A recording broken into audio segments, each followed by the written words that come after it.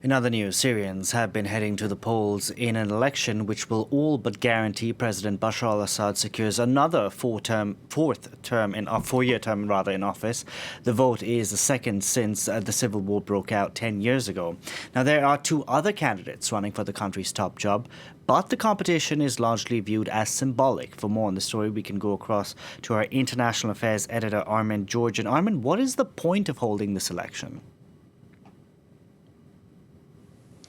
Well, the election sends a few signals. Firstly, to Syrians that life goes on despite the current economic hardship and the destruction of the last few years, but also signals sent to outside powers that Assad is really here to stay despite all the calls in the past for him to go, and also that submit to pressure from the UN or any other powers to carry out constitutional reforms or other changes in Syria, or if he does, that will happen on his terms, not theirs.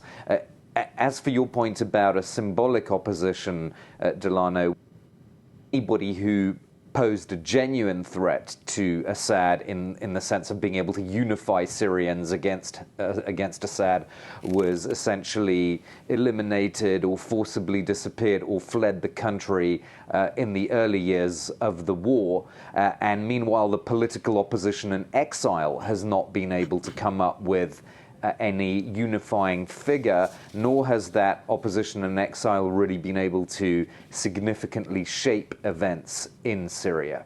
And this vote has been slammed by France, Germany, Italy, the UK, and the US as being neither free nor fair. Now, Armen, I want to ask you, how much control does Bashar al-Assad have realistically over Syrian territory? Well, a lot more than he did a few years ago. If you have a look at our map showing the areas that he controls and what other players still control, you can see in blue that is the area represented by the Syrian government. So that's a pretty big part of the country. If we look at other parts at the top of our map in green, those are Kurdish forces that control that part of the country.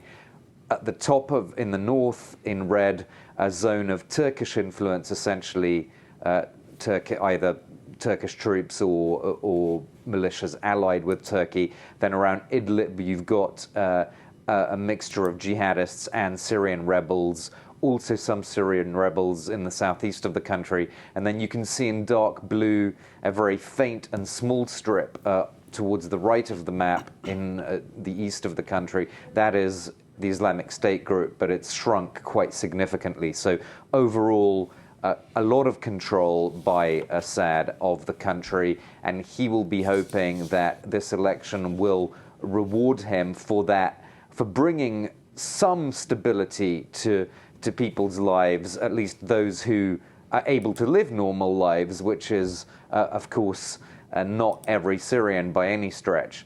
But of course, that stability for some Syrians has come at a huge cost.